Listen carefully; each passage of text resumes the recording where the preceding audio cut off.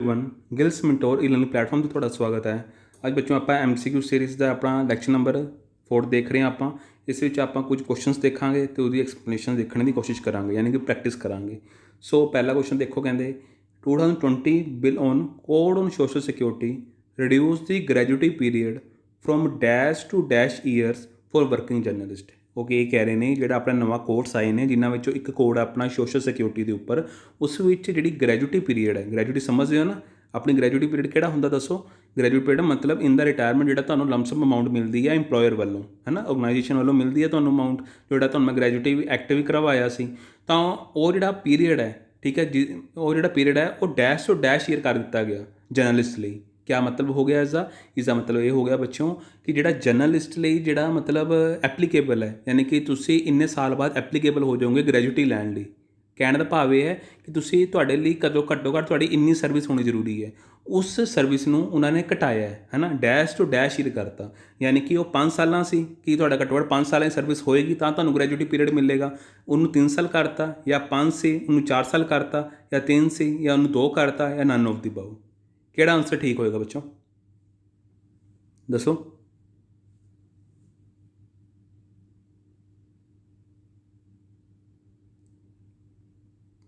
ਇਹਦਾ ਆਨਸਰ ਕੀ ਆ ਜਾਏਗਾ ਆਪਣਾ ਏ ਆਪਸ਼ਨ। ਠੀਕ ਹੈ, ਇਹ ਪਹਿਲੇ 5 ਸਾਲ ਸੀ ਬੱਚਿਓ, ਹੁਣ ਇਹਨੂੰ 3 ਸਾਲ ਕਰ ਦਿੱਤਾ ਗਿਆ ਹੈ। ਹੁਣ ਕਿਆ ਮਤਲਬ ਹੋ ਗਿਆ ਇਸਦਾ ਕਿ ਜਿਹੜੇ ਵਰਕਿੰਗ ਜਰਨਲਿਸਟ ਹੈ ਉਹ 3 ਸਾਲ ਦੀ ਸਰਵਿਸ ਤੋਂ ਬਾਅਦ, ਜੇ ਉਹਨਾਂ ਦੀ 3 ਸਾਲ ਦੀ ਸਰਵਿਸ ਕਿਸੇ ਆਰਗੇਨਾਈਜੇਸ਼ਨ ਵਿੱਚ ਹੋ ਜਾਂਦੀ ਹੈ ਤਾਂ ਉਸ ਤੋਂ ਬਾਅਦ ਉਹ ਗ੍ਰੈਜੂਏਟੀ ਲੈਣ ਲਈ ਐਪਲੀਕੇਬਲ ਹੋ ਜਾਣਗੇ। ਦੈਨ ਇਹੀ ਗੱਲ ਕਹਿ ਰਹੇ ਨੇ, ਕਹਿੰਦੇ ਜਿਹੜਾ ਆਪਣਾ ਬਿੱਲ ਔਨ ਕੋਡ ਹੈ ਸੋਸ਼ਲ ਸਿਕਿਉਰਿਟੀ ਦਾ, ਉਸਨੇ ਗ੍ਰੈਜੂਏਟੀ ਪੀਰੀਅਡ ਨੂੰ ਰਿਡਿਊਸ ਕਰਕੇ 5 ਤੋਂ 3 ਸਾਲ ਕਰ ਦਿੱਤਾ ਗਿਆ ਹੈ। ਸਮਝ ਗਏ? ਇਸ ਬਾਰੇ ਗੱਲ ਸੈਕਸ਼ਨ 53 ਵਿੱਚ ਕੀਤੀ ਗਈ ਹੈ, ਜਿਸ ਵਿੱਚ ਇਹ ਡਿਫਾਈਨ ਕੀਤਾ ਗਿਆ, ਠੀਕ ਹੈ, ਵਰਕਿੰਗ ਜਰਨਲਿਸਟ ਬਾਰੇ। ਵਰਕਿੰਗ ਜਰਨਲਿਸਟ ਕੌਣ ਕੌਣ ਹੋ ਸਕਦੇ ਹੈ? ਵਰਕਿੰਗ ਜਰਨਲਿਸਟ ਜਿਹੜੇ ਨਿਊਜ਼ਪੇਪਰ ਦੇ ਇੰਪਲੋਇਜ਼ ਹੁੰਦੇ ਨੇ, ਜਿਹੜੇ ਮਿਸ਼ਨ ਲਿਸਿਸ ਪ੍ਰੋਵੀਜ਼ਨ ਐਕਟ ਵਿੱਚ ਆਉਂਦੇ ਨੇ, ਉਹ ਸਾਰੇ ਜਿਹੜੇ ਲੋਕ ਨੇ, ਇਹ ਸਾਰਿਆਂ ਦੀ ਜਿਹੜੀ ਗ੍ਰੈਜੂਏਟੀ ਪੀਰੀਅਡ ਹੈ ਉਹਨੂੰ ਰਿਡਿਊਸ ਕਰਕੇ 3 ਸਾਲ ਕਰ ਦਿੱਤਾ ਗਿਆ। ਹੁਣ ਇਹ ਫਾਈਨਲ ਹੋ ਗਿਆ ਕਿ ਹੁਣ 3 ਸਾਲ ਦੀ ਜੋਬ ਤੋਂ ਬਾਅਦ ਉਹ ਗ੍ਰੈਜੂਏਟੀ ਲੈਣ ਲਈ ਐਪਲੀਕੇਬਲ ਹੋ ਜਾਣਗੇ। ਸਮਝ ਗਏ? ਅਗਲਾ ਕੁਐਸਚਨ ਦੇਖੋ, ਇਹਦੇ ਦੀ ਕੰਪਨਸੇਸ਼ਨ ਪੇਬਲ ਕੀਤੀ ਜਾਂਦੀ ਹੈ ਵਰਕਰ ਨੂੰ, ਹੈ ਨਾ, from the worker reskilling fund shall be credited in his account with the dash days as per the code on industry relation. ਇਹ ਜਿਹੜੇ ਆਪਣੇ ਨਵੇਂ ਕੋਡ ਆਏ ਨੇ ਇੰਡਸਟਰੀ ਰਿਲੇਸ਼ਨ ਦੇ, ਉਸ ਵਿੱਚ ਆਪਾਂ ਨੇ ਰੀਸਕਿਲਿੰਗ, ਸਮਝ ਰਹੇ ਹੋ, ਕਿ ਆਪਾਂ ਨੇ ਆਪਣੇ ਇੰਪਲੋਏ ਨੂੰ ਆਪਣੇ ਰੀਸਕਿਲ ਕਰਨਾ ਹੈ ਨਾ, ਉਹਦੇ ਲਈ ਇੱਕ ਫੰਡ ਤਿਆਰ ਕੀਤਾ ਗਿਆ। ਉਸ ਫੰਡ ਵਿੱਚੋਂ ਜੇ ਆਪਾਂ ਨੇ ਕੁਝ ਹਿੱਸਾ ਪੈਸਾ ਆਪਾਂ ਇੰਪਲੋਏ ਦੇ ਅਕਾਊਂਟ 'ਚ ਪਾਵਾਂਗੇ ਤਾਂ ਕਿ ਉਹ ਇਸ ਪੈਸੇ ਦੁਆਰਾ ਉਹ ਟ੍ਰੇਨਿੰਗ ਲੈ ਸਕੇ, ਠੀਕ ਹੈ, ਉਹਨਾਂ ਆਪਣੇ ਆਪ ਨੂੰ ਰੀਸਕਿਲ ਕਰ ਸਕੇ। ਅਤੇ ਜਿਹੜਾ ਉਹ ਪੈਸਾ ਉਸਦੇ ਅਕਾਊਂਟ ਵਿੱਚ ਜਾਏਗਾ, ਉਹ ਕਿੰਨੇ ਦਿਨਾਂ ਵਿੱਚ ਉਸਦੇ ਕੋਲ ਪਹੁੰਚ ਜਾਣਾ ਚਾਹੀਦਾ ਹੈ, ਹੈਜ਼ ਪਰ ਦਾ ਜਿਹੜੇ ਆਪਣੇ ਨਵੇਂ ਕੋਡ ਆਏ ਨੇ ਇੰਡਸਟਰੀ ਰਿਲੇਸ਼ਨ ਨਾਲ ਰਿਲੇਟਡ। ਠੀਕ ਹੈ, 4 ਕੋਡ ਆਏ ਨੇ, ਜਿਸ ਵਿੱਚੋਂ ਆਪਾਂ ਕੋਡ ਇੰਡਸਟਰੀ ਰਿਲੇਸ਼ਨ ਦੀ ਗੱਲ ਕਰ ਰਹੇ ਹਾਂ। ਉਸ ਵਿੱਚ ਉਹਨਾਂ ਨੇ ਕੰਪੋਜੀਸ਼ਨ ਦੀ ਗੱਲ ਕੀਤੀ ਹੈ, ਉਹ ਕੰਪੋਜੀਸ਼ਨ ਜੋ ਆਪਾਂ ਨੇ ਰੀਸਕਿਲਿੰਗ ਫੰਡ ਲਈ ਮਤਲਬ ਆਪਾਂ ਨੇ ਸ਼ੁਰੂ ਕੀਤੀ ਹੈ, ਯਾਨੀ ਕਿ ਰੀਸਕਿਲਿੰਗ ਫੰਡ ਬਾਰੇ ਆਪਾਂ ਇਸ ਕੋਡ ਵਿੱਚ ਗੱਲ ਕੀਤੀ ਹੈ, ਜਿਸ ਵਿੱਚ ਆਪਾਂ ਇੰਪਲੋਏ ਨੂੰ ਰੀਸਕਿਲ ਕਰਾਂਗੇ। ਉਸ ਦੇ ਜਿਹੜੀ ਅਮਾਊਂਟ ਦੇਣੀ ਹੈ ਆਪਾਂ ਨੇ ਉਸ ਨੂੰ, ਠੀਕ ਹੈ, ਤਾਂ ਕਿ ਉਹ ਆਪਣੇ ਆਪ ਨੂੰ ਟ੍ਰੇਨ ਕਰ ਸਕੇ। ਉਹਦੇ ਲਈ ਜਿਹੜਾ ਵੀ ਖਰਚਾ ਆਏਗਾ, ਉਹਦੀ ਜਿੰਨੀ ਵੀ ਅਮਾਊਂਟ ਬਣਦੀ ਹੈ ਦੇਵਾਂਗੇ, ਤਾਂ ਉਹ ਉਸਦੇ ਅਕਾਊਂਟ ਵਿੱਚ ਕਿੰਨੇ ਦਿਨਾਂ ਵਿੱਚ ਪਹੁੰਚ ਜਾਣੀ ਚਾਹੀਦੀ ਹੈ? 15 ਦਿਨਾਂ 'ਚ, 30 ਦਿਨਾਂ 'ਚ, 45 ਦਿਨਾਂ 'ਚ, ਨਨ ਆਫ ਦੀ ਅਬਾਵ। इसका आंसर क्या आ जाएगा बच्चों, दसो? सी ऑप्शन, यानी कि 45 दिनों के अंदर अंदर वो पैसा पहुँच जाना चाहिए उस अकाउंट में। कहते the fund shall be utilize by crediting 15 days wages last drawn by the worker to his account who is retrenched within the 45 days of such retrenchment in such a manner। ਹੁਣ ਤੁਸੀਂ ਕਹੋਗੇ ਬੱਚੋਂ ਕਿ ਜਿਹੜਾ ਰੀਸਕਿਲਿੰਗ fund ਹੈ ਇਹ ਆਪਾਂ ਕਦੋਂ ਦੇਣਾ ਹੈ, ਮਤਲਬ ਕਿ ਕਿੰਨਾ ਇੰਪਲੋਇਜ਼ ਲਈ? ਉਹਨਾਂ ਇੰਪਲੋਇਜ਼ ਲਈ ਜਿਨ੍ਹਾਂ ਨੂੰ ਰਿਟਰੈਂਚਮੈਂਟ ਕਰ ਦਿੱਤਾ ਗਿਆ ਹੈ, ਠੀਕ ਹੈ, ਤਾਂ ਕਿ ਰਿਟਰੈਂਚਮੈਂਟ ਕਰਨ ਤੋਂ ਬਾਅਦ ਉਹਨਾਂ ਨੂੰ ਉਹਨਾਂ ਦੇ ਹਿੱਸੇ ਦਾ ਜਿਹੜਾ ਪੈਸਾ ਇਸ ਫੰਡ ਵਿੱਚੋਂ ਮਿਲੇ, ਅਗਲੇ 45 ਦਿਨਾਂ ਦੇ ਅੰਦਰ ਉਹਨਾਂ ਦੇ ਅਕਾਊਂਟ 'ਚ ਪੈ ਜਾਏ, ਤਾਂ ਕਿ ਉਹ ਆਪਣੇ ਆਪ ਨੂੰ, ਜਿਸ ਕਾਰਨ ਕਰਕੇ ਉਹਨਾਂ ਨੂੰ ਰਿਟਰੈਂਚਮੈਂਟ ਕੀਤਾ ਗਿਆ, ਜਿਹੜੀ ਉਹਨਾਂ ਕੋਲ ਸਕਿੱਲ ਸ਼ਾਇਦ ਉਹ ਖਤਮ ਹੋ ਗਈ ਹੈ, ਉਹਨਾਂ ਕੋਲ ਜਿਹੜੀ ਨਵੀਂ ਸਕਿੱਲ ਚਾਹੀਦੀ ਹੈ ਉਹ ਉਹਨਾਂ ਕੋਲ ਨਹੀਂ ਹੈ, ਤਾਂ ਉਹ ਆਪਣੇ ਆਪ ਨੂੰ ਸਕਿੱਲ ਨੂੰ ਐਕਵਾਇਰ ਕਰ ਸਕਣ, ਟ੍ਰੇਨ ਕਰ ਸਕਣ ਆਪਣੇ ਆਪ ਨੂੰ। ਸਮਝ ਗਏ? ਚਲੋ, ਇਸ ਤੋਂ ਬਾਅਦ ਅਗਲਾ ਕੁਐਸਚਨ ਦੇਖੋ, ਕਹਿੰਦੇ who among the following shall be member of the national social security board as per the code on social security. ਆਪਾਂ ਜਦੋਂ ਕੋਡ ਔਨ ਸੋਸ਼ਲ ਸਿਕਿਉਰਿਟੀ ਪੜ੍ਹਿਆ ਸੀ, ਉਸ ਵਿੱਚ ਤੁਹਾਨੂੰ ਮੈਂ ਨੈਸ਼ਨਲ ਸੋਸ਼ਲ ਸਿਕਿਉਰਿਟੀ ਬੋਰਡ ਬਾਰੇ ਵੀ ਗੱਲ ਕੀਤੀ ਸੀ। ਉਹ ਕਹਿੰਦੇ ਇਹਨਾਂ ਚਾਰਾਂ ਆਪਸ਼ਨ ਨੂੰ ਦੇਖਦੇ ਹੋਏ ਦੱਸੋ ਇਹਨਾਂ ਵਿੱਚੋਂ ਕਿਹੜਾ ਐਸਾ ਪਰਸਨ ਹੈ ਜੋ ਇਸ ਨੈਸ਼ਨਲ ਸੋਸ਼ਲ ਸਿਕਿਉਰਿਟੀ ਬੋਰਡ ਦਾ ਮੈਂਬਰ ਹੈ? Union minister of labour, state minister of labour, union minister of HRD, ठीक है, हुणे मिनिस्ट्री ऑफ एजुकेशन हो चुका है वैसे, ऑल ऑफ दी अबाव। दसो?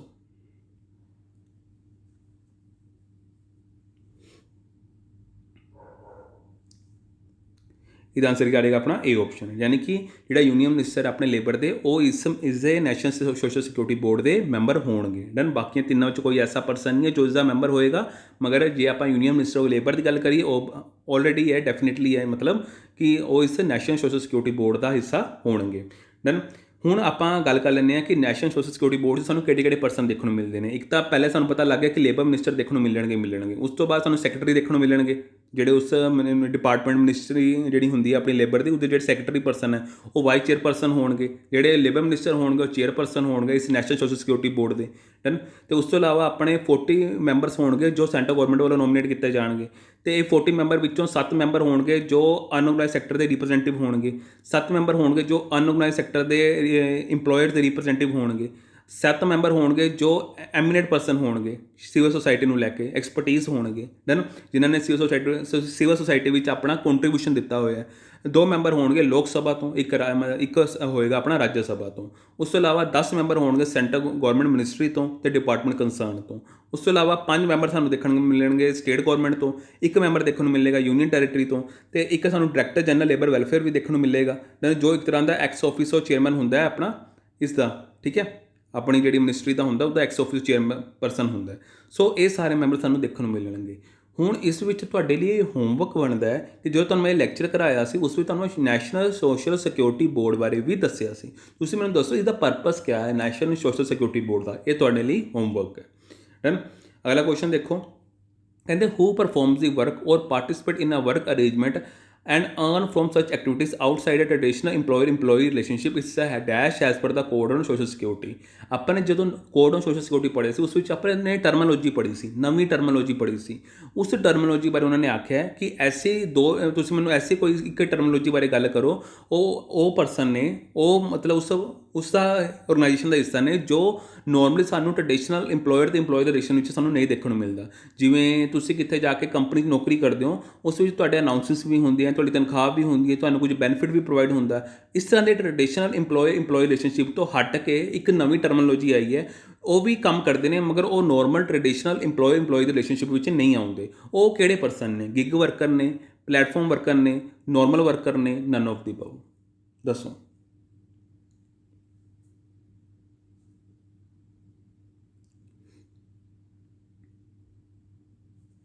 ਇਹਦਾ ਆਨਸਰ ਕੀ ਆ ਜਾਏਗਾ ਆਪਣਾ? ਦੱਸੋ। ਇਹਦਾ ਆਨਸਰ ਆ ਜਾਏਗਾ ਗਿਗ ਵਰਕਰ ਨੇ। ਠੀਕ ਹੈ।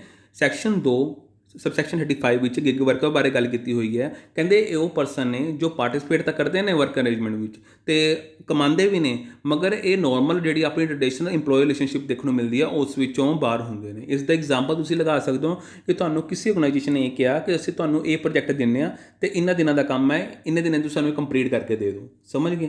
ਇੰਨੇ ਦਿਨਾਂ 'ਚ ਕੰਪਲੀਟ ਕਰਕੇ ਦੇ ਦਿਓ, ਤੁਸੀਂ ਆ ਕੇ ਆਪਣੇ ਪੈਸੇ ਲੈ ਜਾਓ। That is a point is a gig worker. ਠੀਕ ਹੈ। ਐਸਾ ਗਿਗ ਵਰਕਰ ਜੋ ਮਤਲਬ ਕਿ ਡਾਇਰੈਕਟਲੀ ਉਸ ਆਰਗੇਨਾਈਜੇਸ਼ਨ ਨਾਲ ਕੰਸਰਨਡ ਨਹੀਂ ਹੈ, ਉਹਦੇ ਨਾਲ ਉਹਦਾ ਉਸ ਤਰ੍ਹਾਂ ਦਾ ਰਿਸ਼ਤਾ ਨਹੀਂ ਹੈ, ਸਿਰਫ ਕੰਮ ਵਰਕ ਟੂ ਵਰਕ ਰਿਸ਼ਤਾ ਹੈ। ਬਸ ਜਦੋਂ ਪ੍ਰੋਜੈਕਟ ਕੰਪਲੀਟ ਤੁਸੀਂ ਕੌਣ ਮੈਂ ਕੌਣ। That is a part of the gig worker. ਠੀਕ ਹੈ। ਉਸ ਤੋਂ ਬਾਅਦ ਕੁਐਸਚਨ ਦੇਖੋ, ਕਹਿੰਦੇ are women allowed to work in hazardous or dangerous operations as per the code on occupational safety and health and working conditions. ਕਹਿੰਦੇ ਕਿ ਜਿਹੜਾ ਆਪਣਾ ਕੋਡ ਹੈ ਓਕੂਪੇਸ਼ਨਲ ਸੇਫਟੀ ਅਤੇ ਹੈਲਥ ਅਤੇ ਵਰਕਿੰਗ ਕੰਡੀਸ਼ਨ ਵਾਲਾ, ਉਸ ਵਿੱਚ ਇੱਕ ਪ੍ਰੋਵੀਜ਼ਨ ਪਾਈ ਗਈ ਹੈ ਕਿ ਵੂਮਨ ਨੂੰ ਹੁਣ ਅਲਾਓ ਕਰ ਦਿੱਤਾ ਗਿਆ ਕਿ ਉਹ ਹਜ਼ਾਰਡੀਅਸ ਅਤੇ ਡੇਂਜਰਸ ਆਪਰੇਸ਼ਨ ਵਿੱਚ ਕੰਮ ਕਰ ਸਕਦੀ ਹੈ। ਉਸ ਤੋਂ ਲੈ ਕੇ ਉਹਨਾਂ ਨੇ ਆਪਸ਼ਨ ਪੁੱਛੇ ਨੇ, ਕਿਆ ਇਹ ਸਟੇਟਮੈਂਟ ਠੀਕ ਹੈ, ਯੈਸ ਹੈ ਜਾਂ ਨੋ ਹੈ, ਜਾਂ ਇਹ ਹਾਂ ਕੁਝ ਕੇਸ ਵਿੱਚ ਅਲਾਓ ਕਰ ਦਿੱਤਾ ਗਿਆ ਹੈ, ਜਾਂ ਬਿਲਕੁਲ ਵੀ ਇਸ ਦੇ ਬਾਰੇ ਗੱਲ ਇਸ ਕੋਡ ਵਿੱਚ ਨਹੀਂ ਆਖੀ ਗਈ ਹੈ। ਦੱਸੋ ਇਸ 'ਚੋਂ ਕਿਹੜਾ ਆਪਸ਼ਨ ਠੀਕ ਹੋਏਗਾ? ਕਿਆ ਵੂਮਨ ਨੂੰ ਹਜ਼ਾਰਡੀਅਸ ਅਤੇ ਵਰਕਿੰਗ ਆਪਰੇਸ਼ਨ ਵਿੱਚ ਕੰਮ ਕਰਨ ਦੀ ਇਜਾਜ਼ਤ ਮਿਲ ਚੁੱਕੀ ਹੈ ਇਸ ਕੋਡ ਦੁਆਰਾ? ਇਸ ਕੋਡ ਵਿੱਚ ਕਿਆ ਗੱਲ ਆਖੀ ਗਈ ਹੈ, ਕਿਆ ਨਹੀਂ ਆਖੀ ਗਈ ਹੈ, ਕਿਆ ਕੁਝ ਕੇਸ ਵਿੱਚ ਆਖੀ ਗਈ ਹੈ, ਜਾਂ ਇਸ ਬਾਰੇ ਗੱਲ ਬਿਲਕੁਲ ਹੋਈ ਹੀ ਨਹੀਂ ਹੈ ਇਸ ਕੋਡ ਵਿੱਚ? ਦੱਸੋ। ਇਹਦਾ ਆਨਸਰ ਕੀ ਆ ਜਾਏਗਾ ਆਪਣਾ? ਹਾਂ, ਕੁਝ ਕੇਸ ਵਿੱਚ ਇਸ ਨੂੰ ਅਲਾਓ ਕਰ ਦਿੱਤਾ ਗਿਆ ਹੈ। ਠੀਕ ਹੈ। ਇਸ ਨੂੰ ਆਪਾਂ ਐਕਸਪਲੇਨ ਕਰ ਲੈਂਦੇ ਹਾਂ। ਕਹਿੰਦੇ 2020 ਦਾ ਜਿਹੜਾ ਬਿੱਲ ਹੈ ਉਸ ਵਿੱਚ ਵੂਮਨ ਨੂੰ ਇਹ ਕਹਿ ਦਿੱਤਾ ਗਿਆ ਕਿ ਤੁਸੀਂ ਆਲ ਇਸਟੈਬਲਿਸ਼ਮੈਂਟ, ਠੀਕ ਹੈ, for all type of work ਲਈ ਤੁਸੀਂ ਇਸ ਨੂੰ ਇੰਪਲੋਇਡ ਕਰ ਸਕਦੇ ਹੋ। ਦੈਨ ਇਸ ਵਿੱਚ ਇਹ ਵੀ ਕਹਿ ਦਿੱਤਾ ਗਿਆ ਕਿ ਹਾਂਜੀ ਜੇ ਲੋੜ ਪਵੇ ਤਾਂ ਇਸ ਨੂੰ ਤੁਸੀਂ ਹਜ਼ਾਰਡੀਅਸ ਅਤੇ ਡੇਂਜਰ ਆਪਰੇਸ਼ਨ ਵਿੱਚ ਕੰਮ ਕਰਵਾ ਸਕਦੇ ਹੋ। ਸਮਝ ਗਏ? ਓਕੇ। ਬਟ ਇਹ ਅਲਾਓ ਕੀਤਾ ਗਿਆ, ਬਟ ਗੌਰਮੈਂਟ ਇਹ ਕਹਿ ਰਹੀ ਹੈ ਕਿ ਇੰਪਲੋਇਰ ਨੂੰ ਇਹ ਧਿਆਨ ਰੱਖਣਾ ਪਏਗਾ ਜਿਹੜੇ ਵੀ ਸੇਫਗਾਰਡ ਚਾਹੀਦੇ ਨੇ, ਠੀਕ ਹੈ, ਉਸ ਇੰਪਲੋਈ ਲਈ, ਵੂਮਨ ਇੰਪਲੋਈ ਲਈ, ਉਹ ਉਹਨੂੰ ਪ੍ਰੋਵਾਈਡ ਕਰਨੇ ਪੈਣੇ ਆ। ਠੀਕ ਹੈ। ਪ੍ਰਾਇਰ ਟੂ ਦੇਅਰ ਇੰਪਲੋਇਮੈਂਟ ਵਿਚ ਇਜ਼ ਉਸਨੂੰ ਐਡਿਕੂਏਟ ਜਿਹੜੀ ਸੇਫਟੀ ਗਾਰਡਸ ਹੈ ਉਹ ਉਹਨਾਂ ਨੂੰ ਪ੍ਰੋਵਾਈਡ ਕਰਨੇ ਪੈਣੇ ਤਾਂ ਹੀ ਤੁਸੀਂ ਉਸਨੂੰ ਉਸ ਹਜ਼ਾਰਡੀਅਸ ਵਰਕਿੰਗ ਕੰਡੀਸ਼ਨ ਵਿੱਚ ਕੰਮ ਕਰਾ ਸਕਦੇ ਹੋ। ਸਮਝ ਗਏ? अगला question, which of the following activity and activities is classified has a non core activity has on code on occupational safety health and working condition. ਕਹਿੰਦੇ ਇਹਨਾਂ ਚਾਰਾਂ ਵਿੱਚੋਂ ਐਸੀ ਕਿਹੜੀ ਮਤਲਬ ਐਕਟੀਵਿਟੀ ਹੈ ਜਿਸ ਨੂੰ ਆਪਾਂ ਨੇ ਕੋਰ ਐਕਟੀਵਿਟੀ ਦਾ ਪਾਰਟ ਨਹੀਂ ਮੰਨਿਆ ਹੈ, ਦੱਸੋ ਮੈਨੂੰ। ਕਿਹੜੇ ਕੋਡ ਦੀ ਗੱਲ ਕਰ ਰਹੇ ਹਾਂ ਆਪਾਂ? Occupational safety health and working condition ਦੀ। ਉਸ ਦੇ ਆਧਾਰ 'ਤੇ ਕੁਝ ਐਸੀ ਐਕਟੀਵਿਟੀ ਹੈ ਜਿਸ ਨੂੰ ਆਪਾਂ ਨੇ ਕੋਰ ਐਕਟੀਵਿਟੀ ਦਾ ਪਾਰਟ ਮੰਨਿਆ, ਕੁਝ ਐਸੀ ਐਕਟੀਵਿਟੀ ਜਿਸ ਨੂੰ ਆਪਾਂ ਕੋਰ ਐਕਟੀਵਿਟੀ ਦਾ ਪਾਰਟ ਨਹੀਂ ਮੰਨਿਆ। ਤਾਂ ਤੁਸੀਂ ਮੈਨੂੰ ਦੱਸੋ, ਇਸ ਵਿੱਚ ਉਹਨਾਂ ਨੇ ਨੋਨ ਕੋਰ ਐਕਟੀਵਿਟੀ ਪੁੱਛੀ, ਯਾਨੀ ਕਿ ਉਹ ਐਕਟੀਵਿਟੀਆਂ ਜੋ ਨੋਨ ਕੋਰ ਮਤਲਬ ਕਿ ਕੋਰ ਐਕਟੀਵਿਟੀ ਦਾ ਪਾਰਟ ਨਾ ਹੋ ਕੇ ਉਸ ਤੋਂ ਆਊਟਸਾਈਡ ਨੇ, ਠੀਕ ਹੈ। ਕਿਹੜੀਆਂ? ਸਿਕਿਉਰਿਟੀ ਹੈ, ਸੈਨੀਟੇਸ਼ਨ ਹੈ, ਕੁਰੀਅਰ ਹੈ, ਆਲ ਆਫ ਦੀ ਅਬਵ ਹੈ।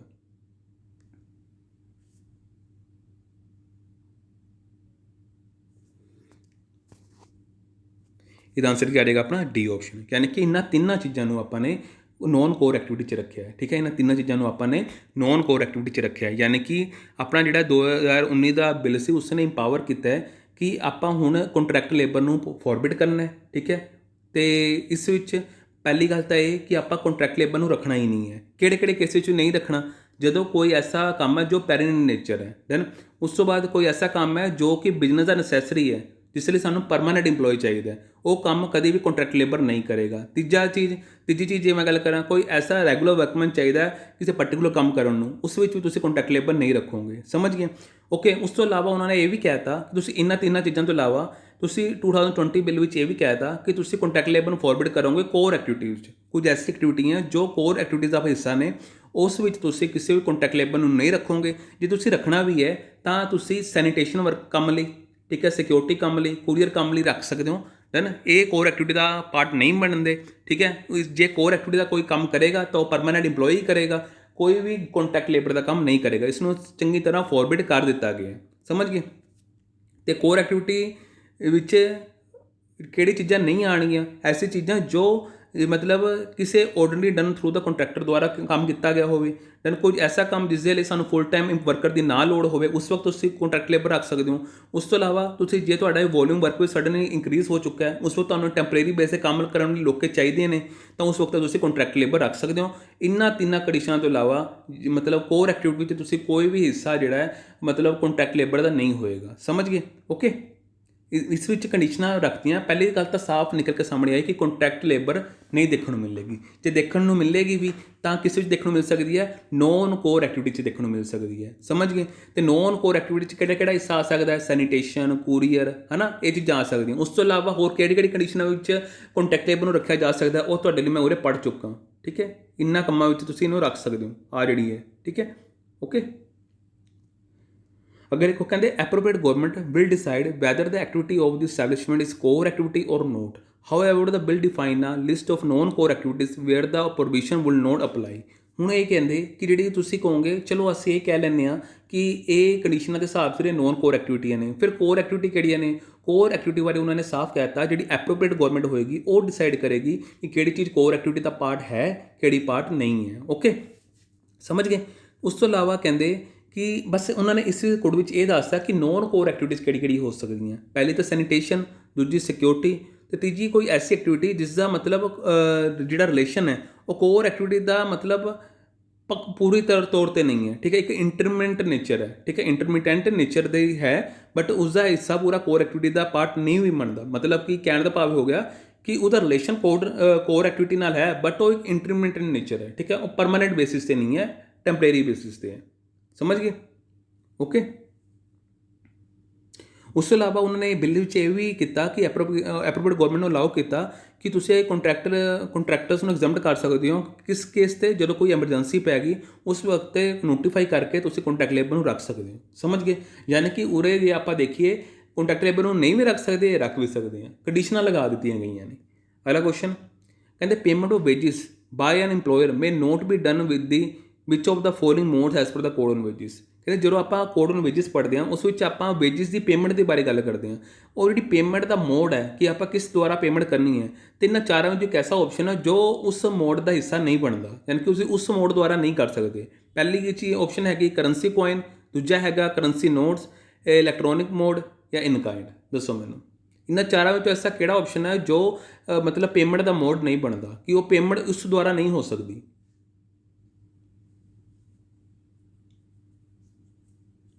ਇਹਦਾ ਆਨਸਰ ਕੀ ਆ ਜਾਏਗਾ ਆਪਣਾ ਡੀ ਆਪਸ਼ਨ, ਇਨ ਕਾइंड, यानी कि ਆਪਾਂ ਕੋਈ ਬਾਰਟਰ ਸਿਸਟਮ ਨੂੰ ਰਿਚਲਾ ਰਹੇ, ਪੈਸੇ ਦੇਣੇ ਹੀ ਪੈਣਗੇ। Then all wages shall be paid currency coins, currency notes or by check. Done. ਤੇ ਤੁਸੀਂ ਉਸ ਦੇ ਅਕਾਊਂਟ 'ਚ ਵੀ ਕ੍ਰੈਡਿਟ ਕਰ ਸਕਦੇ ਹੋ। ਇਹਨਾਂ ਚਾਰਾਂ ਤੋਂ ਇਲਾਵਾ ਤੁਸੀਂ ਹੋਰ ਕੋਈ ਮੋਡ ਵਿੱਚ ਪੈਸਾ ਨਹੀਂ ਦੇਵੋਗੇ। ਓਕੇ। ਉਸ ਤੋਂ ਇਲਾਵਾ ਟਾਈਮ ਟੂ ਟਾਈਮ ਜੇ ਗਵਰਨਮੈਂਟ ਚਾਹਵੇ ਤਾਂ ਨੋਟੀਫਿਕੇਸ਼ਨ ਦੁਆਰਾ ਸਪੈਸੀਫਾਈ ਕਰ ਸਕਦੀ ਹੈ ਕਿ ਕਿਸੇ ਵੀ ਪਰਸਨ ਤੁਸੀਂ ਕਿਸ ਤਰ੍ਹਾਂ ਮਤਲਬ ਮੋਡ ਵਿੱਚ ਪੈਸਾ ਦੇਣਾ ਹੈ, ਜਾਂ ਓਨਲੀ ਬਾਈ ਚੈੱਕ ਦੇਣਾ ਹੈ ਨਾ, ਜਾਂ ਉਹਨਾਂ ਦੇ ਖਾਤੇ ਵਿੱਚ ਪਾਣੇ ਹੈ, ਉਹ ਨੋਟੀਫਾਈ ਕੀਤਾ ਜਾ ਸਕਦਾ ਹੈ। ਓਕੇ। ਅਗਲਾ ਕੁਐਸਚਨ ਕਹਿੰਦਾ which of the following committee or commission recommended a consolidation of the central labour laws. ਕਹਿੰਦੇ ਕਿਹੜੀ ਐਸੇ ਕਮਿਸ਼ਨ ਮਤਲਬ ਲੇਬਰ ਨੇ ਇਹ ਕਿਹਾ ਸੀ ਕਿ ਸਾਨੂੰ ਹੁਣ ਸੈਂਟਰਲ ਲੇਬਰ ਲੋਜ਼ ਲਿਆਉਣੇ ਚਾਹੀਦੇ ਨੇ, ਦੱਸੋ ਮੈਨੂੰ। ਪਹਿਲੀ ਨੈਸ਼ਨਲ ਕਮਿਸ਼ਨ ਔਨ ਲੇਬਰ ਨੇ, second national commission on labour ਨੇ, third national commissioner on labour ਨੇ, ਜਾਂ none of the above.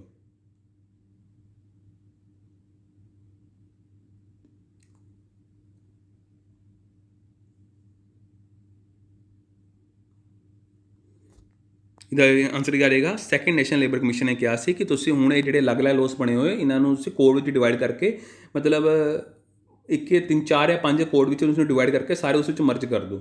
Then ਤਾਂ ਸੈਕਿੰਡ ਨੈਸ਼ਨਲ ਲੇਬਰ ਕਮਿਸ਼ਨ ਨੇ ਹੀ ਰਿਕਮੈਂਡ ਕੀਤਾ ਸੀ ਕਿ ਸਾਨੂੰ ਆਪਣੇ ਲੇਬਰ ਲੋਸ ਨੂੰ ਕੰਸੋਲੀਡੇਟ ਕਰ ਲੈਣਾ ਚਾਹੀਦਾ। ਬਹੁਤ ਸਾਰੇ ਲੋਸ ਦੇਖਣ ਨੂੰ ਮਿਲਦੇ ਹੈ ਦੈਨ ਜਿਹਦੇ ਕਰਕੇ ਸਾਨੂੰ ਮਤਲਬ ਕਨਫਿਊਜ਼ਨ ਪੈਦਾ ਹੁੰਦੀ ਹੈ, ਸਹੀ ਤਰੀਕੇ ਨਾਲ ਕੋਈ ਵੀ ਲੋ ਲਾਗੂ ਨਹੀਂ ਹੋ ਪਾਉਂਦਾ। ਦੈਨ ਇਨਕਨਸਿਸਟੈਂਟ ਦੇਖਣ ਨੂੰ ਮਿਲਦਾ ਹੈ, ਬਹੁਤ ਸਾਰੀ ਡੈਫੀਨੇਸ਼ਨਸ ਦੇਖਣ ਨੂੰ ਮਿਲਦੀਆਂ, ਦੈਨ ਬਹੁਤ ਸਾਰੇ ਕਨਫਿਊਜ਼ਨ ਮਤਲਬ ਕਨਫਲਿਕਟ ਦੇਖਣ ਨੂੰ ਮਿਲਦਾ। ਉਸ ਚੀਜ਼ ਨੂੰ ਖਤਮ ਕਰਕੇ ਕੋਡ ਵਿੱਚ ਲਿਆ ਜਾਣਾ ਚਾਹੀਦਾ। ਅਗਲਾ ਕੁਐਸਚਨ ਦੇਖੋ, ਕਹਿੰਦੇ according to the code on occupational safety health and working condition what is the maximum number of the hours a journalist can work in 4 weeks.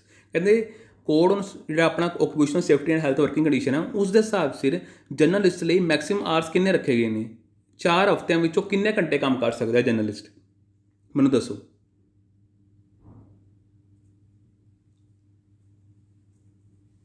ਉਹ ਕਰ ਸਕਦਾ ਹੈ ਸਿਰਫ 144 ਆਵਰਸ, ਯਾਨੀ ਕਿ 144 ਆਵਰਸ ਹੀ ਉਹ 4 ਹਫ਼ਤਿਆਂ 'ਚ ਕੰਮ ਕਰ ਸਕਦਾ। ਮੈਕਸਿਮਮ ਉਹ ਸਿਰਫ 144 ਘੰਟੇ, ਠੀਕ ਹੈ। ਕਿਉਂਕਿ ਜਰਨਲਿਸਟ ਦਾ ਜਿਹੜਾ ਕੰਮ ਹੁੰਦਾ ਹੈ ਉਹ ਐਸਾ ਕੰਮ ਹੈ ਕਿ ਤੁਸੀਂ ਉਸਨੂੰ ਮਤਲਬ ਇੱਕ ਪਰਟੀਕੂਲਰ ਟਾਈਮ ਲਈ ਹਾਇਰ ਨਹੀਂ ਕਰ ਸਕਦੇ, ਸਮਝ ਗਏ। ਕਹਿਣ ਦਾ ਭਾਵ ਕਿ 10 ਤੋਂ 5 ਉਹਨਾਂ ਦੀ ਨੌਕਰੀ ਨਹੀਂ ਹੁੰਦੀ, ਉਹਨਾਂ ਦੀ ਨੌਕਰੀ ਦਾ ਕੋਈ ਵੀ ਸਿਸਟਮ ਹੋ ਸਕਦਾ ਹੈ। ਬਟ ਇਸ ਲਈ ਇਸੇ ਕੋਡ ਵਿੱਚ ਇਹ ਕਹਿ ਦਿੱਤਾ ਕਿ 1 ਮਹੀਨੇ ਵਿੱਚ 4 ਹਫ਼ਤੇ 1 ਮਹੀਨਾ ਹੀ ਹੁੰਦੇ ਘੱਟੋ ਘੱਟ, ਠੀਕ ਹੈ। 4 ਹਫ਼ਤੇ ਵਿੱਚ ਤੁਸੀਂ ਉਸ ਤੋਂ ਕਿੰਨਾ ਕੰਮ ਲੈ ਸਕਦੇ ਹੋ, 144 ਘੰਟੇ ਦਾ ਹੀ ਕੰਮ ਲੈ ਸਕਦੇ ਹੋ। ਬਾਕੀ ਫਿਰ ਉਸ ਹਿਸਾਬ 'ਚ ਜਿੰਨਾ ਵੀ ਮਤਲਬ 4 ਹਫ਼ਤਿਆਂ 'ਚ ਜਿੰਨੇ ਵੀ ਆਰਟਸ ਬਣਨਗੇ ਫਿਰ ਉਸ ਹਿਸਾਬ 'ਚ ਉਸ ਤੋਂ ਬਾਅਦ ਉਸ ਤੋਂ ਕੰਮ ਨਹੀਂ ਦਿੱਤਾ ਜਾਏਗਾ। ਓਕੇ। ਮਤਲਬ ਮੈਕਸਿਮਮ ਤੁਸੀਂ 144 ਘੰਟੇ ਤੋਂ ਜ਼ਿਆਦਾ ਕੰਮ ਨਹੀਂ ਲੈ ਸਕਦੇ, ਸਮਝ ਗਏ। According to the code on occupational safety health and working condition 2019 journalist are not allowed to work for more than 144 hours in 4 weeks, ਠੀਕ ਹੈ। ਅਗਲਾ question which among the following is are the duties of the employers according to the code on occupational safety health and working condition 2019। ਕਹਿੰਦੇ ਇਹਨਾਂ ਚਾਰਾਂ ਵਿੱਚੋਂ ਕਿਹੜੀ ਕਿਹੜੀ duty ਬਣਦੀ ਇੰਪਲੋਇਰ ਦੀ। ਜੇ ਆਪਾਂ ਕੋਡ ਔਨ ਓਕੂਪੇਸ਼ਨਲ ਸੇਫਟੀ ਪੜ੍ਹਦੇ ਹਾਂ ਉਸ ਵਿੱਚ ਕੁਝ ਡਿਊਟੀਜ਼ ਦੱਸੀਆਂ ਹੋਈਆਂ ਮਾਲਕ ਦੀਆਂ, ਕਿਹੜੀਆਂ ਕਿਹੜੀਆਂ ਦੱਸੋ ਮੈਨੂੰ। ਪਹਿਲਾਂ ਕਹਿੰਦੇ ਕਿ ਆਪਾਂ ਨੇ ਇੱਕ ਵਰਕਪਲੇਸ ਪ੍ਰੋਵਾਈਡ ਕਰਨਾ ਹੈ ਜੋ ਫ੍ਰੀ ਹੋਏਗਾ ਫਰੋਮ ਹਜ਼ਾਰਡਸ, ਮਤਲਬ ਕਿ ਹਜ਼ਾਰਡ ਐਸੇ ਜਿਸ ਤੋਂ ਸਾਨੂੰ ਕੋਈ ਇੰਜਰੀ ਜਾਂ ਡਿਸੀਜ਼ ਹੋਵੇ ਉਸ ਤੋਂ ਫ੍ਰੀ ਹੋਏਗਾ ਉਹ ਵਰਕਪਲੇਸ। ਦੂਜਾ ਕਿ ਐਨੂਅਲ ਹੈਲਥ ਐਗਜ਼ਾਮੀਨੇਸ਼ਨ ਜ਼ਰੂਰ ਹੋਣੀ ਚਾਹੀਦੀ ਇੰਪਲੋਈਜ਼ ਦੀ। ਤੀਜਾ ਕਿ ਆਪਾਂ ਨੇ ਘੱਟੋ ਘੱਟ ਅਪੁਆਇੰਟਮੈਂਟ ਲੈਟਰ ਜ਼ਰੂਰ ਦੇਣੀ ਹੈ ਇੰਪਲੋਈਜ਼ ਨੂੰ। ਇਹ ਤਿੰਨਾਂ ਡਿਊਟੀਆਂ ਕਿਆ ਇੰਪਲੋਇਰ ਦੀ ਰਿਸਪੌਂਸਿਬਿਲਿਟੀ ਬਣਦੀ ਹੈ, ਕਿਆ ਇਹ ਉਹਦੀ ਡਿਊਟੀ ਹੈ, ਇਹ ਇਹਨਾਂ ਤਿੰਨਾਂ ਵਿੱਚ ਕੋਈ ਇੱਕ ਹੈ ਜਾਂ ਦੋ ਹੈ ਜਾਂ ਆਲ ਆਫ ਥੀਸ ਹੈ, ਤਿੰਨੋਂ ਹੀ ਹੈ, ਦੱਸੋ ਮੈਨੂੰ।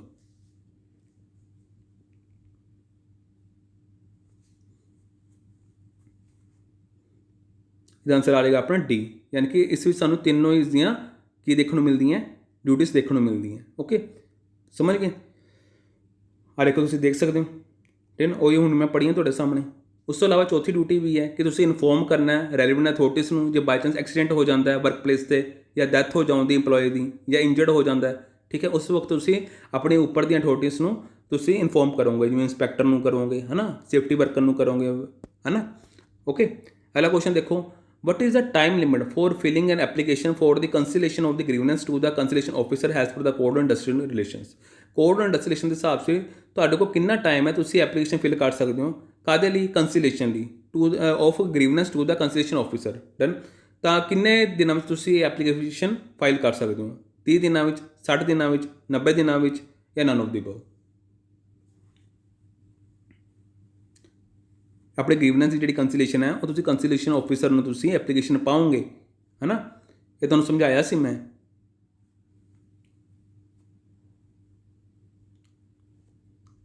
ਇਹਦਾ ਆਨਸਰ ਕੀ ਆ ਜਾਏਗਾ ਆਪਣਾ ਬੀ ਆਪਸ਼ਨ। 60 ਦਿਨਾਂ ਦੇ ਅੰਦਰ ਤੁਸੀਂ ਐਪਲੀਕੇਸ਼ਨ ਫਾਈਲ ਕਰੋਗੇ। ਕਹਿੰਦੇ ਜਿਹੜਾ worker who aggrieved by the decision of the grievance redressal committee whose grievance is not resolved in the said committee within the period of specified in subsection 6 may with the period of 60 days from the date of the decision of grievance redressal committee or from the date on which the period specified in subsection 6 expire has the case may be file application for the cancellation of such grievance to the cancellation officer through the trade union of which he is a member in such manner may prescribed।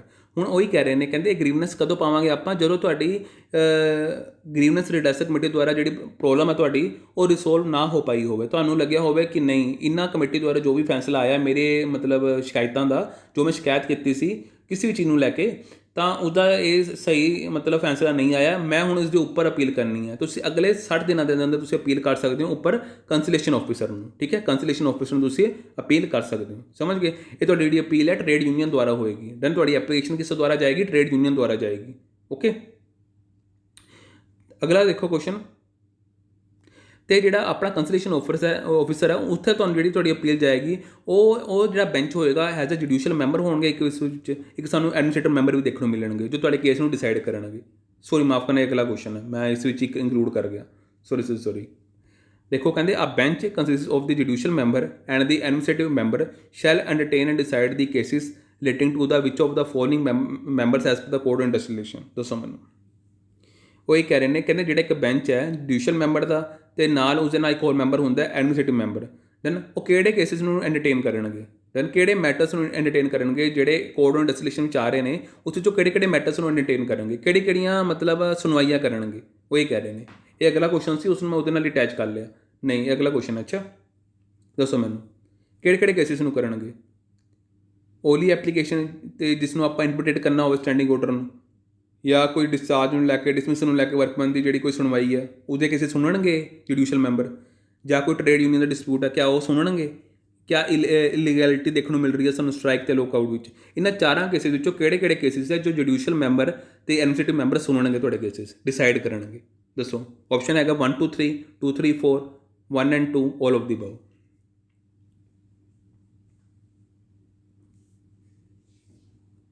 ਇਹਦਾ answer ਦੇਖਣ ਨੂੰ ਮਿਲੇਗਾ D, ਯਾਨੀ ਕਿ ਚਾਰੋਂ cases ਸੁਣ ਸਕਦੇ हैं। ਕੋਈ ਵੀ ਇੱਕ ਕੇਸ ਵੀ ਜਿਨ੍ਹਾਂ ਕੋਲ ਚਲਾ ਗਿਆ ਤਾਂ ਉਹ ਸੁਣ ਸਕਦੇ ਨੇ। ਠੀਕ ਹੈ, ਸਮਝ ਗਏ? ਇਹ ਉਹ ਚੀਜ਼ ਉਰੇ ਦਿੱਤੀ ਹੋਈ ਹੈ।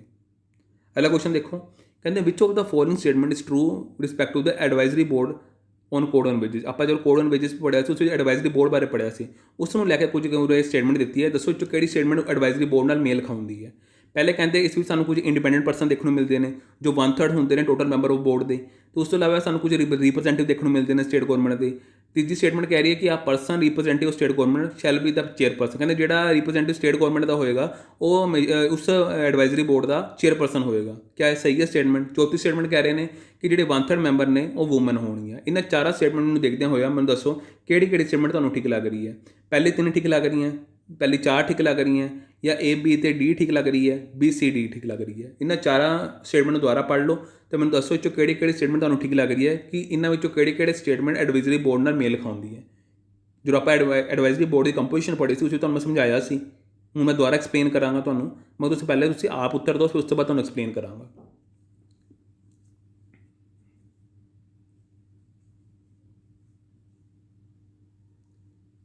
ਐਡਵਾਈਜ਼ਰੀ ਬੋਰਡ ਦਾ ਕੰਮ ਕੀ ਹੁੰਦਾ? ਐਡਵਾਈਜ਼ਰੀ ਬੋਰਡ ਦਾ ਕੰਮ ਇਹ ਹੁੰਦਾ ਹੈ ਕਿ ਜਿਹੜਾ ਫਲੋਰ ਵੇਜਿਸ ਹੈ ਉਸ ਨੂੰ ਕਿਸ ਤਰ੍ਹਾਂ ਡਿਸਾਈਡ ਕਰਨਾ, ਉਹਦੇ ਲਈ ਐਡਵਾਈਜ਼ਰੀ ਬੋਰਡ ਹੋਣੀ ਬਹੁਤ ਜ਼ਰੂਰੀ ਹੈ ਜੋ ਤੁਹਾਨੂੰ ਐਡਵਾਈਜ਼ ਕਰਦੀ ਹੈ। ਸਮਝ ਗਏ? ਇਹਦਾ ਆਨਸਰ ਕੀ ਆ ਜਾਏਗਾ ਆਪਣਾ ਡੀ ਸੀ ਆਪਸ਼ਨ। ਠੀਕ ਹੈ, ਯਾਨੀ ਕਿ ਏ ਸਟੇਟਮੈਂਟ ਠੀਕ ਹੈ, ਬੀ ਸਟੇਟਮੈਂਟ ਠੀਕ ਹੈ, ਯਾਨੀ ਕਿ ਇੰਡੀਪੈਂਡੈਂਟ ਪਰਸਨ 1/3 ਤੋਂ ਉੱਪਰ ਨਹੀਂ ਹੋਣੇ ਚਾਹੀਦੇ, ਸਟੇਟ ਗੌਰਮੈਂਟ ਦਾ ਰਿਪਰੈਜ਼ੈਂਟੇਟਿਵ ਹੋਣਾ ਚਾਹੀਦਾ ਇਨ ਦਾ ਸੈਂਟਰ ਬੋਰਡ ਵਿੱਚ। ਉਸ ਤੋਂ ਇਲਾਵਾ ਜਿਹੜੀ ਆਹ ਸਟੇਟਮੈਂਟ ਹੈ ਕਿ ਜਿਹੜਾ ਸਟੇਟ ਗੌਰਮੈਂਟ ਦਾ ਰਿਪਰੈਜ਼ੈਂਟੇਟਿਵ ਆਏਗਾ ਉਹ ਚੇਅਰਪਰਸਨ ਹੋਏਗਾ, ਇਹ ਗਲਤ ਸਟੇਟਮੈਂਟ ਹੈ। ਚੌਥੀ ਗੱਲ ਕਿ 1/3 ਮੈਂਬਰ ਵੂਮਨ ਹੋਣੀ ਚਾਹੀਦੀ ਹੈ, ਵੀ ਗਲਤ ਹੈ। ਦੈਨ ਓਕੇ, ਤਾਂ ਸੈਂਟਰ ਗੌਰਮੈਂਟ ਕਹਿੰਦੀ ਕਿ ਅਸੀਂ ਕੰਸਟੀਟਿਊਟ ਕਰਾਂਗੇ ਸੈਂਟਰ ਐਡਵਾਈਜ਼ਰੀ ਬੋਰਡ, ਜਿਸ ਵਿੱਚ ਅਸੀਂ ਉਹ ਪਰਸਨ ਨੋਮੀਨੇਟ ਕਰਾਂਗੇ ਜੋ ਸੈਂਟਰ ਗੌਰਮੈਂਟ ਦੁਆਰਾ ਨੋਮੀਨੇਟ ਹੋਣਗੇ। ਉਹ ਕੌਣ ਹੋਣਗੇ? ਜੋ ਰਿਪਰੈਜ਼ੈਂਟੇਟਿਵ ਇੰਪਲੋਇਰਸ ਹੋਣਗੇ, ਕੁਝ ਰਿਪਰੈਜ਼ੈਂਟੇਟਿਵ ਇੰਪਲੋਈਜ਼ ਹੋਣਗੇ ਜੋ ਇਕੁਅਲ ਨੰਬਰ 'ਚ ਹੋਣਗੇ, ਉਸ ਤੋਂ ਇਲਾਵਾ ਕੋਈ ਇੰਡੀਪੈਂਡੈਂਟ ਪਰਸਨ ਹੋਣਗੇ ਜੋ 1/3 ਹੋਣਗੇ ਟੋਟਲ ਮੈਂਬਰ ਦੇ। ਉਸ ਤੋਂ ਇਲਾਵਾ ਸਾਨੂੰ ਕੁਝ 5 ਰਿਪਰੈਜ਼ੈਂਟੇਟਿਵ ਹੋਣਗੇ ਸਟੇਟ ਗੌਰਮੈਂਟ ਦੇ। ਉਸ ਤੋਂ ਇਲਾਵਾ 1/3 ਹੋਣਗੇ ਮੈਂਬਰ ਜੋ ਵੂਮਨ ਹੋ ਸਕਦੇ ਨੇ। ਠੀਕ ਹੈ, 1/3 ਜਿਹੜੇ ਮੈਂਬਰ ਹੈ ਉਹ ਰੈਫਰਡ ਸਬਸੈਕਸ਼ਨ ਵੂਮਨ ਹੋ ਸਕਦੇ ਨੇ। ਡਨ? ਠੀਕ ਹੈ, हाँ उरे ध्यान नाल पढ़ो, उरे उन्होंने ये नहीं कहा कि ਜਿਹੜੇ 1/3 ਮੈਂਬਰ हैं ਉਹ ਇਕੱਲੇ ਵੂਮਨ ਹੀ ਹੋਣਗੇ, ਕਹਿੰਦੇ ਉਹ 1/3 ਮੈਂਬਰ ਉਸ ਬੋਰਡ ਦੇ ਚੇਅਰਪਰਸਨ ਵੀ ਹੋ ਸਕਦੇ ਨੇ। ਠੀਕ ਹੈ, ਓਕੇ। अगला क्वेश्चन देखो, आंसर दिख गया, चलो कोई गल नहीं। Which of the following establishment shall be included in the definition of the factory as per the code on occupational safety health and working condition. Factory की डेफिनेशन में जो आप नवे कोड पढ़ते हैं occupational safety health and working condition के किहड़ी चीज़ां आ जाती, किहड़ी एस्टैब्लिशमेंट फैक्ट्री का हिस्सा बनती, रेलवे, माइनस, रेस्टोरेंट ते शॉप। दसो मैनूं किन्ना किन्ना किन्ना आप फैक्ट्री की डेफिनेशन च लवांगे, दसो। ये आ जाएगा अपना माइनस, माइनस में भी आप फैक्ट्री की डेफिनेशन में लवांगे, समझ गए। तो 2019 का बिल की कहता सी, जे मैं गल करा, दसो मैनू, डिफाइन करता सी फैक्ट्री नूं, है ना, फैक्ट्री से डिफाइन करता सी। तो जे 10 तो ज़्यादा वर्कर काम करते हैं विदाउट, जे आप गल करिए कि नाम माफ़ करना यूजिंग पावर, वो आ जाते सी। जे 20 काम करन ते हुण विदाउट यूजिंग पावर वो आ जाते फैक्ट्री डेफिनेशन में। पहले फैक्ट्री एक्ट जो 1948 सी यही कहता सी ना, तो उसको चेंज करके हुण की कर दिता गया, हुण यही कर दिता गया कि हुण चल 20 वर्कर कर दिते गए जिहड़ा पावर जो यूज़ करनगे उसनूं आपां फैक्ट्री डेफिनेशन च लवांगे, ते 40 वर्कर वो घट्टो घट्ट होण जे वो पावर का यूज़ नहीं करते उसनूं आपां डेफिनेशन च लवांगे फैक्ट्री की, समझ गए। ओके,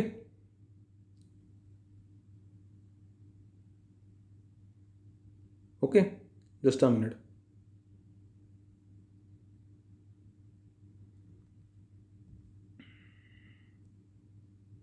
अगला क्वेश्चन देखो, कहते जो स्टैंडिंग ऑर्डर है has been certified by the certifying authority shall come into the operation how many days where an appeal is not preferred under the code on industrial relation. दसो मैनू 7, 10, 20, 30।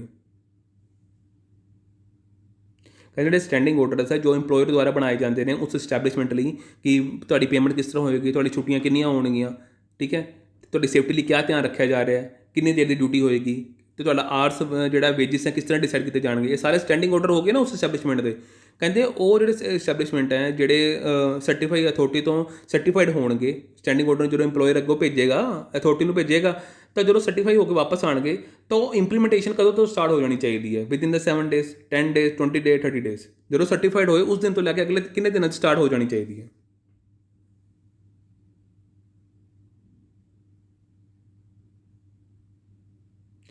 इसका answer आ जाएगा अपना 30 दिनों के अंदर, ठीक है। मतलब कहने का भाव उरे ना तुम कन्फ्यूज ना होना कि स्टैंडिंग ऑर्डर आए, ठीक है, वो तुम सर्टिफाइड करा लिया अथॉरिटी तो दैन, तो वो लागू हो जाएंगे अगले 30 दिन। 30 दिन तो बाद जाके तुम दोबारा अपील कर सकते हो उसके उपर कि ये मैंने ऑर्डर सही नहीं लग रही, समझ गए, इन्हू चेंज करा सकते हो, मगर 30 दिन तक यही लागू होंगे। ओके, कहने का मतलब यही सी, मैं शायद गलत ना पढ़ गया होवां, बट कहने का मतलब यही सी, ठीक है। तो एक चीज़ होर आप देखी सी पिछले क्वेश्चन में, वो आप दोबारा देखनी है। वो कहते जो 2019 का बिल से क्योंकि चेंजिस है 2019 का बिल से उसने एक्सक्लूड किया माइनस में for the definition of the factory, मगर 2020 के बिल ने इसको रिमूव कर दिया गया प्रोविजन, यानी कि 2019 का बिल कहता कि फैक्ट्री की डेफिनेशन माइनस नहीं आएंगे, मगर 2020 का बिल कहता नहीं आएंगे। डन, ये चीज़ आप देखिए, समझ गए।